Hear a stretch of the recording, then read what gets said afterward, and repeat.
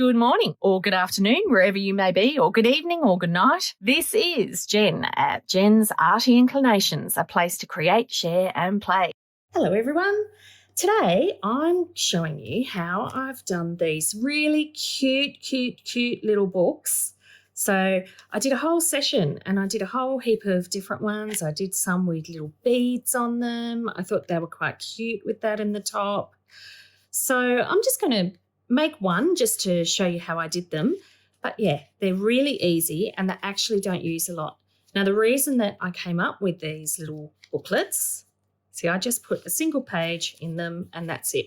The reason that I came up with these was because I have lots and lots of beautiful vintage postcards. So I'm just going to pop those over there. So I've worked out that all I need is a postcard, a single sheet of paper. So for this one, hand-dyed with some coffee and some splatters and all that sort of stuff.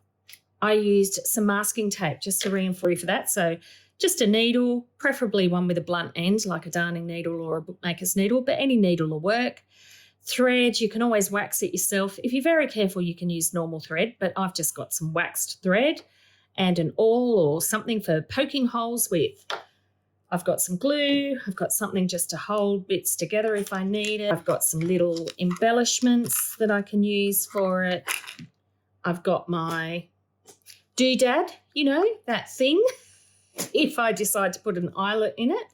All right, so all very easy. Let's start. The first thing I did was folded my paper. So the way I worked it out was I worked out when I fold it, see, I've already mucked it up, not folded it very carefully.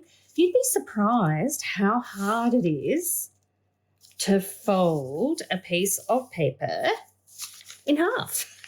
I think it was really easy, but honestly, it's not. It's really hard, but that's okay. Now, what I worked out was that I don't have a ruler. Surely I've got a ruler somewhere. Okay, let me check. What have I got? Some kind of straight edge. That'll do.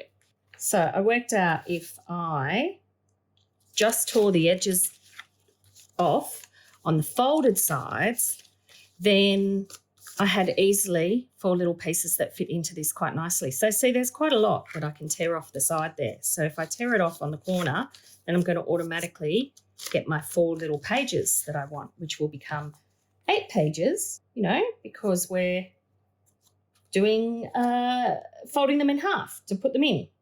I know what I'm talking about. Goodness me, I'm even having to concentrate hard on this. Sorry, everyone. Just a little bit off today, like everyone. Got a bit of a flu. I don't think I've got it as bad as everybody else. I completely mucked that up. I'm still going to go with it. That's why you use a ruler. So, look, sometimes these videos are good. They show you what not to make. You can look at me and you can go, oh, I can do so much better than that. But look, this is going to add a rustic edge to it. I promise you, it's all going to be fine. It's all going to be cute and good and lovely. Really, it is. Now, you don't need to fold each page individually, but I'm just doing that. And then I'll work out which one I want on the front. I think maybe that one, because it's got that little pattern in it. So we'll see, hey? And then maybe if I actually turn them around like that and have one going that way, one going that way, one going that way, maybe one at the top. Let's really mix it up so it all looks nice and rough. It'll all look like I've meant to do it that way. Do you like that theory? I'm going to go around the edges of the little inside pages too. Highlight all those little rough mistakes and make them look like they're all meant to be there. Do you like that theory? See, it'll just bring them all in. Just make sure I get those bits where I've really mucked it up in the tearing. I could probably get rid of that bit, but you know. And I could easily get another sheet of paper out. But, you know, this is junk journaling, so we're supposed to do a bit of use what we have, even though most of us are constantly buying materials for our junk journals, but that's pretty funny. tried to measure the cards, but I never got it quite right. So I am going to fold it in half, and then I can get a nice fold on that edge. There you go. You'll do as a bone folder, considering I forgot to get mine out. Now, if I fold that back again, you've got to be careful.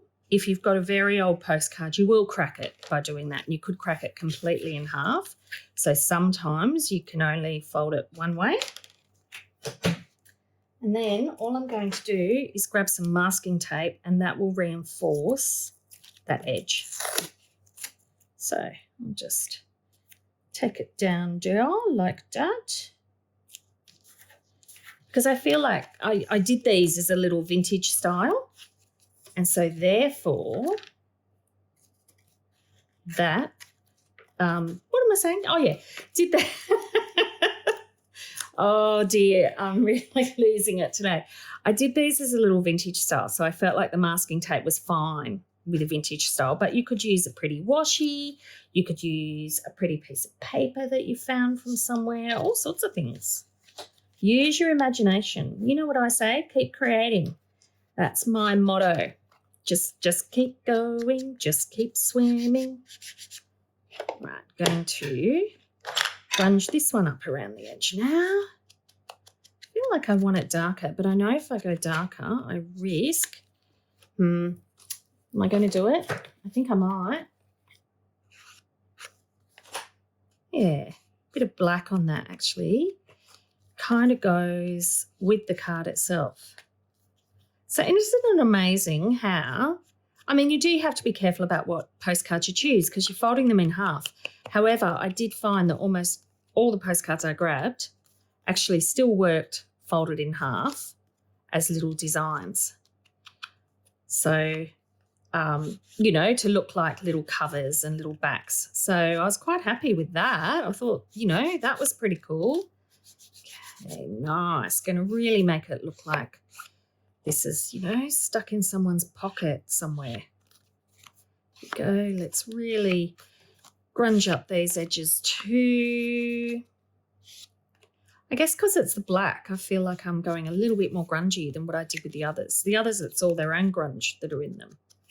Alrighty, that's you. We'll keep you there because I'm sure I'll need you again. Am I going to put you in first? Yes, I think I am. So I'm going to do a rough guess. This is where I'm putting my papers in the middle. I'm going to do poke a pokey hole in the middle. I find I do it the way I was taught, which is a 45-degree angle. You hold the book at a 90-degree angle and you put this in at a 45-degree angle. You are also best to clip your pages so that they don't slip.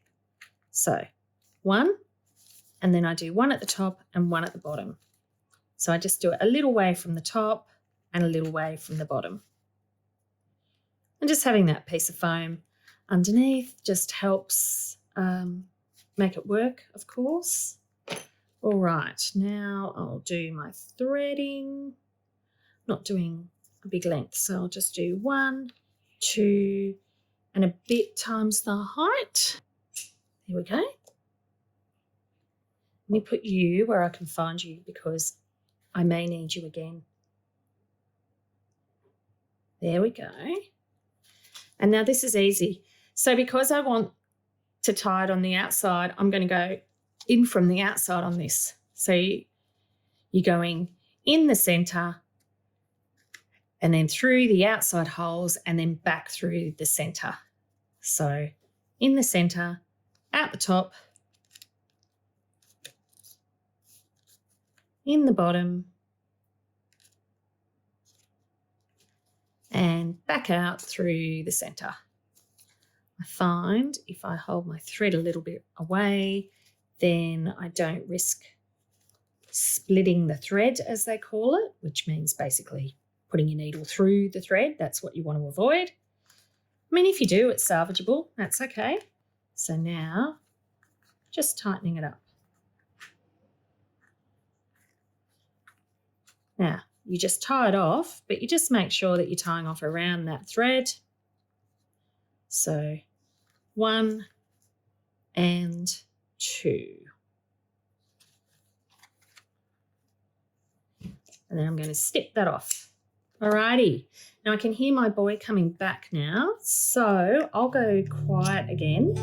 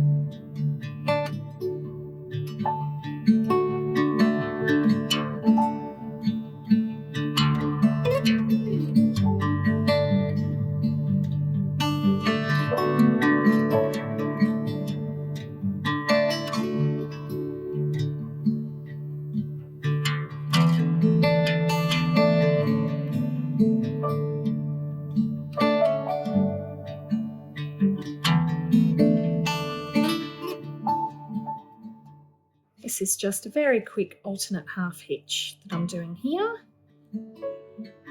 Very easy, and I love the little chain effect that it gives you.